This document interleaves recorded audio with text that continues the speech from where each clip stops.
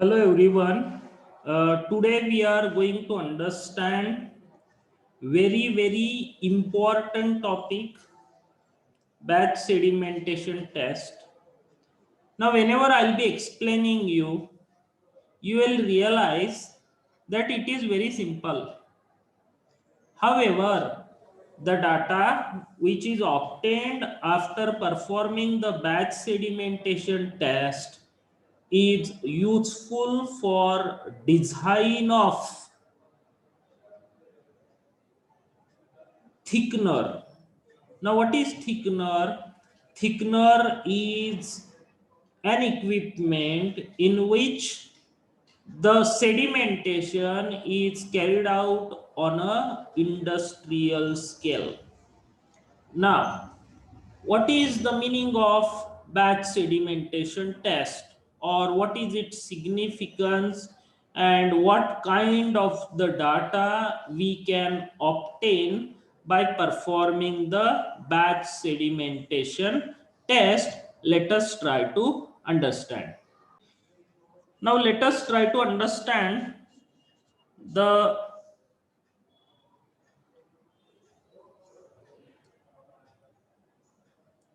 what is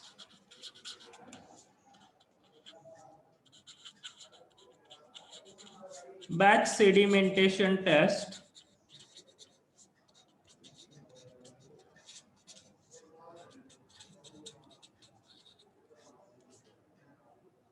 Now, this batch sedimentation test is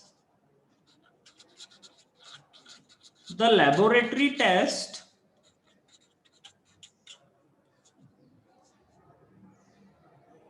carried out in order to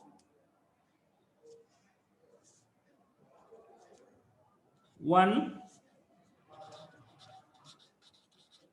understand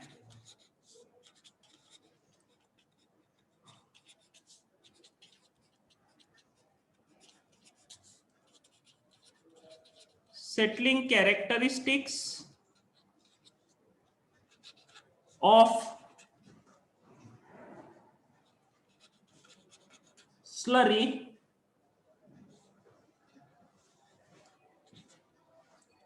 to know time required to facilitate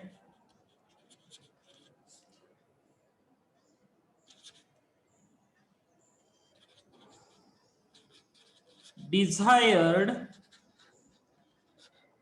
solid liquid separation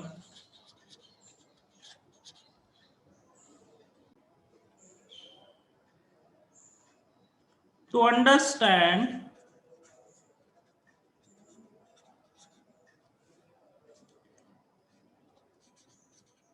the effect of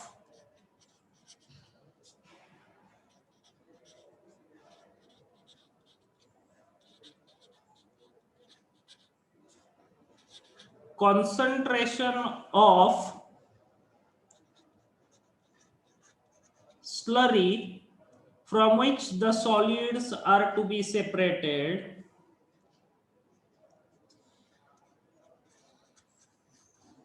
temperature,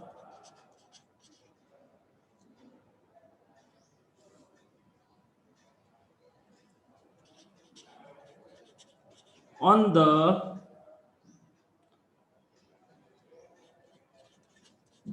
performance of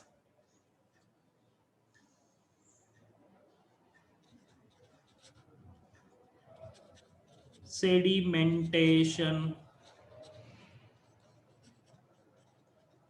process.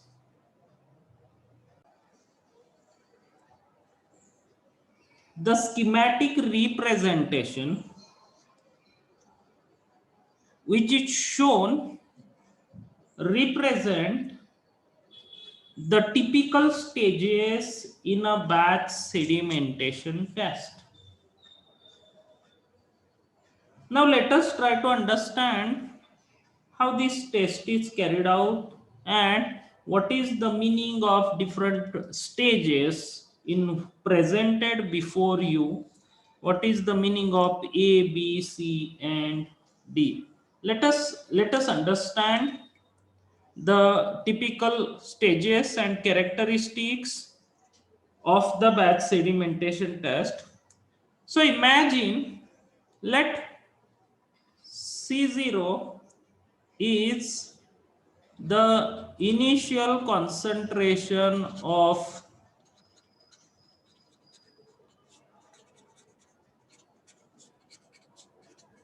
slurry in gram per liter.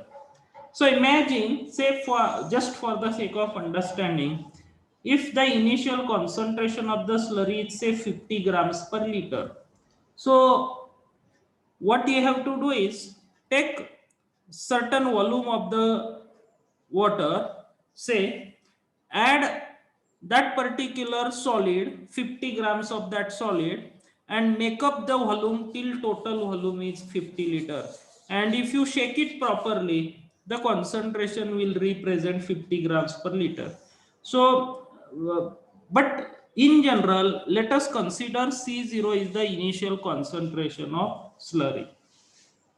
So when the batch sedimentation test is to be carried out, then for this sedimentation test, the slurry whose settling characteristic are to be studied or are to be investigated is taken. Its initial concentration is measured. So this particular, in this case, you are observing around 7 stages. So this is stage 1, stage 2, stage 3, stage 4, stage 5, stage 6 and stage 7.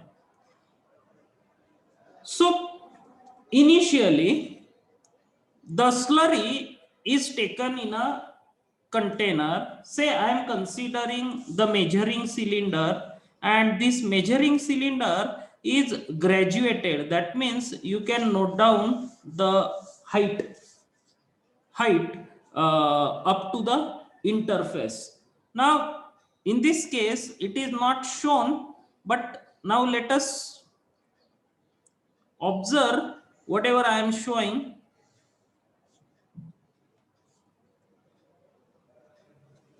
This H represent the height of clear interface. This H represent the height of clear interface. Now what is clear interface?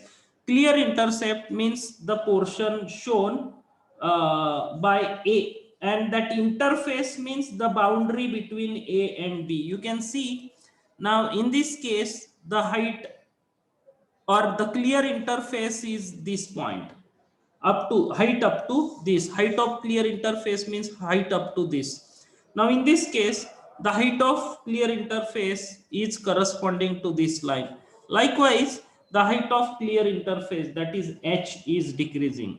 Now if you consider the initial condition, then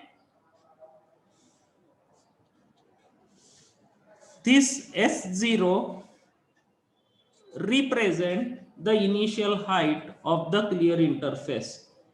So you will understand that as the time will progress, this H will go on decreasing and it will be least at the end of batch sedimentation test. So exactly how it occurs, what are the different stages, these are very well represented by the figures drawn in front of you, but still try to understand some more insights. So let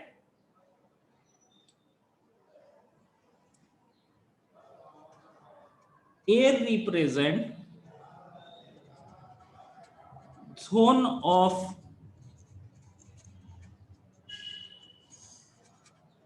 clear liquid, B represent zone of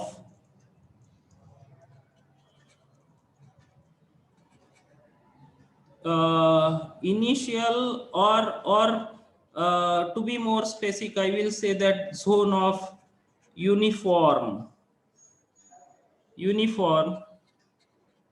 concentration. Now this C represent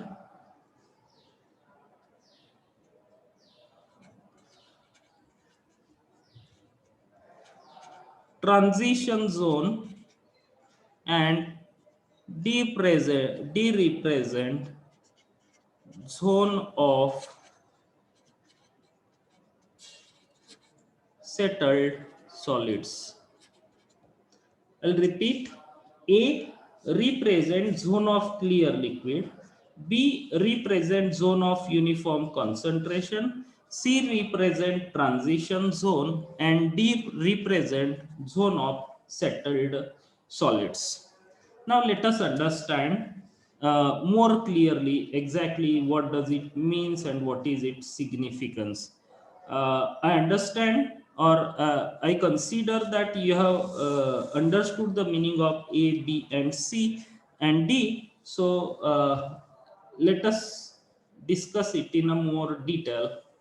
Now, in case of the batch sedimentation test, the slurry whose settling characteristics are to be studied is taken in a measuring cylinder where there is which is a graduated or calibrated so as to measure the height.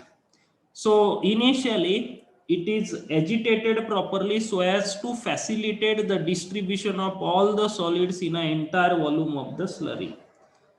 Afterwards, the moment you stop agitation, the stopwatch is started. Then after certain time, you will realize that the solids which were present, they will start settling. So you will see a solid free zone. So you will you will see the clear liquid. So it is known as zone of clear liquid, and there will not be any solids present into it. Then this particular H0 will reduces to H. That means below this particular interface the solids are present. Now this zone B is initially the height of zone B was more, now it has shrunk and there are four zones clearly seen: A, B, C and D. Zone of clear liquid, zone of uniform concentration, transition zone and zone of settled solids. So when you move from stage 1 to stage 2, some solids settle down, so you will see the settled solids. Now some solids are there which are not fully suspended like zone B, not fully settled like zone D, so they are in between. So this is known as zone of transition zone, neither settled nor fully suspended. And you will realize that the till fifth figure, the zone of the height of zone C is nearly constant. Now after certain time, say corresponding to stage 2, the time at which the height of clear interface H is there is noted down.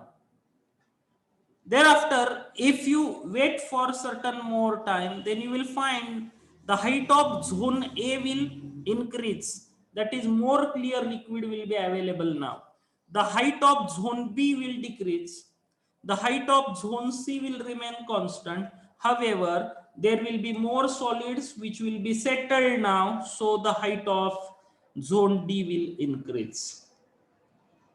If you then again you have to note down the time and corresponding height, that is this height, and the time at which this height is present.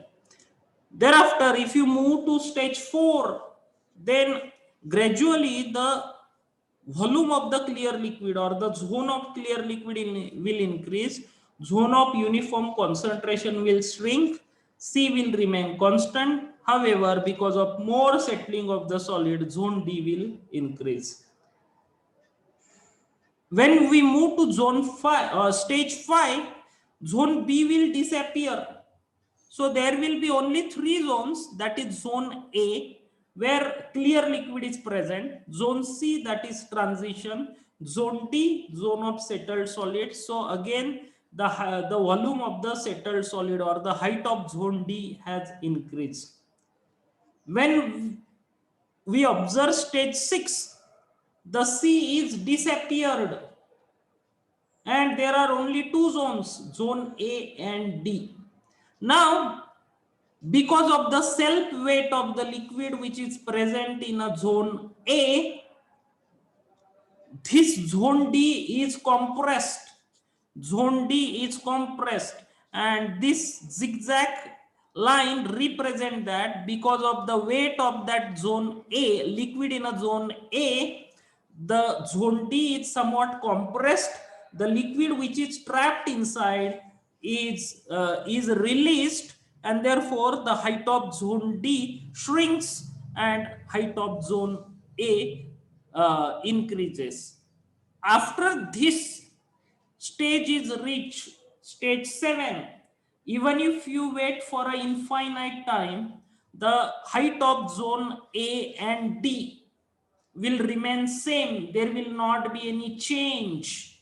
So you can say that the sedimentation process is over. Now no more sedimentation is possible. So this is how, if you observe the stage 1 to stage 7, you will realize how the sedimentation is progressing and how much is the time required to achieve the stage 7, and that time required to achieve the stage 7 is the time for which the sedimentation is to be carried out. Now I have just shown you a schematic sketch. However, this particular nature or how much time will be required for the settling of the given slurry depends upon how much is the concentration of the slurry, what is the temperature at which the sedimentation is occurring, and what is the viscosity of the liquid which is present in a suspension. Now please remember, if the concentration of the slurry increases, time required for completing the batch sedimentation, that is time required to achieve the stage 7, will increase with increasing concentration, number 1. Number 2, as the viscosity will increase, the settling will be opposed because of the viscous force. So again the time required for settling will increase with increase in viscosity. And number 3, as the temperature increases, viscosity decreases and therefore time required for settling decreases. So with increase in temperature, sedimentation test is increased. With increase in viscosity, sedimentation rate is decreased, and with increase in concentration, again the sedimentation rate is decreased, and therefore the time required for the sedimentation increases with increase in concentration. So this particular settling behavior and how much time is required for the sedimentation depends upon the properties of the slurry, like concentration, viscosity of the liquid, and the temperature at which the sedimentation is carried out. In addition to this, now please remember, the diameter of this particular cylinder or container is less, and therefore the time required to travel from this point to the bottom or to the end, to the base, is more. However, if you take 1 liter, the same volume in relatively larger diameter tank, so this height will decrease, and the time required for sedimentation will also decrease. Depending upon the diameter, depending upon the concentration, depending upon the viscosity, depending upon the temperature, the time required for sedimentation, rate of sedimentation is varied, and these properties are known as settling characteristics.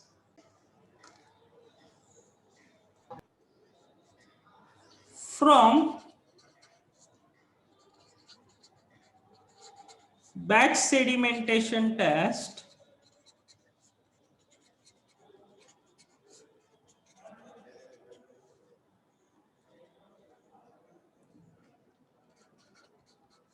following information can be obtained. Number one, time required for achieving desired level of sedimentation. So if you realize, or if you remember, stage 1 to stage 7, it is up to us till what time we shall carry out the sedimentation. So depending upon that, the time required for achieving the desired level of sedimentation will depend. Second, the effect of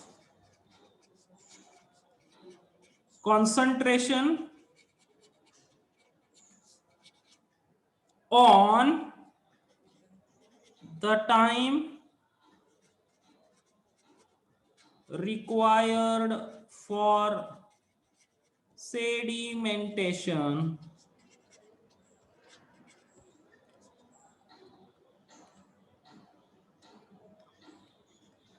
it also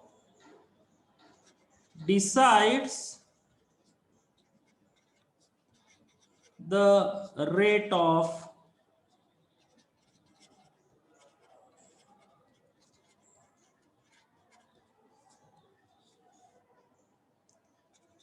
now from batch sedimentation test, the effect of temperature on rate of sedimentation and time required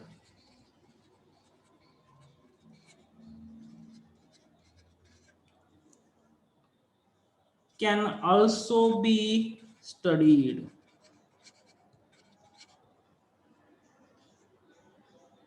By performing the batch sedimentation test, the effect of temperature on rate of sedimentation and time required can also be studied, because as the temperature changes, the viscosity changes, and as viscosity changes, you know that viscosity opposes the movement, that is the viscous force which opposes the settling of the solid decreases with increase in temperature, and therefore as the temperature increases, the sedimentation rate increases, and hence the time required can also be time required for sedimentation and the effect of temperature can also be studied.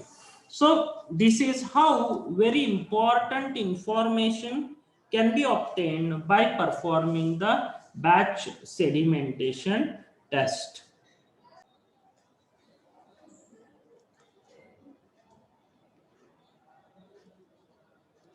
Let C0 is equal to initial concentration of slurry in gram per liter. H0 is height of clear interface at t is equal to 0. Ci is concentration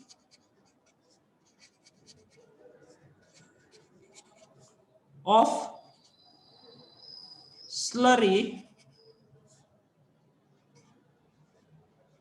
in zone B, or or I will say that concentration of slurry. So instead of calling it as a zone B, basically we will be considering the solid present in the entire height excluding the height of clear I mean zone A, and therefore I will say that concentration of slurry at time Ti and Hi is equal to height of clear interface at T is equal to Ti. So if we take the mass balance, then by taking mass balance,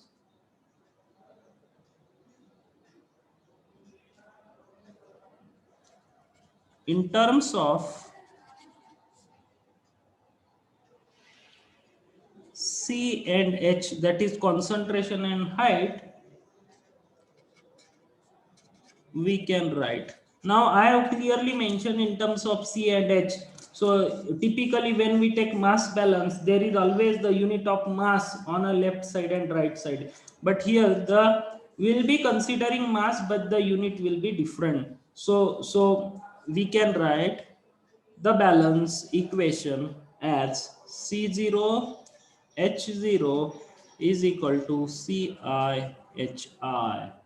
You will realize if you try to remember the earlier figure that C0 is the initial concentration, H0 is the height of clear interface at time t is equal to 0, and Ci is the concentration at any time t, Hi is the height of clear interface at any time t. So this LHS is always constant, but as the time progresses, the solid settles and therefore Hi decreases. And as Hi decreases, this will be in the denominator, and therefore Ci, please remember the numerator is constant and Hi is continuously increasing. So Ci will always increase. And since Ci is increasing, we can say that the thickening is going on, and therefore the equipment in which the thickening occurs is known as thickener. And just to revise the final point, that the batch sedimentation test is carried out in a laboratory in order to understand the settling characteristic of the slurry under consideration, and depending upon what is the final concentration of the slurry we are expecting Ci, and what is the corresponding time for obtaining Ci. So the time for obtaining Ci will be the time for obtaining the Hi. So once we decide the value of Ci, then we can continue the batch sedimentation test till this particular Ci is reached. Or if we want the complete settling, then we have to wait till only two zones are seen in the batch sedimentation test, that is the zone of clear liquid and zone of settled solids. And once that occurs, even if you wait for a longer time, the height of zone A and zone D does not changes, and we say that now the sedimentation has complete sedimentation process is completed, and that is the end point of our batch sedimentation test. However, depending upon the desired thickening performance or desired concentration of Ci, the time of batch sedimentation test can vary. So in this way, by performing the batch sedimentation test, a very important information about the settling characteristic can be obtained, and that is why it is very important.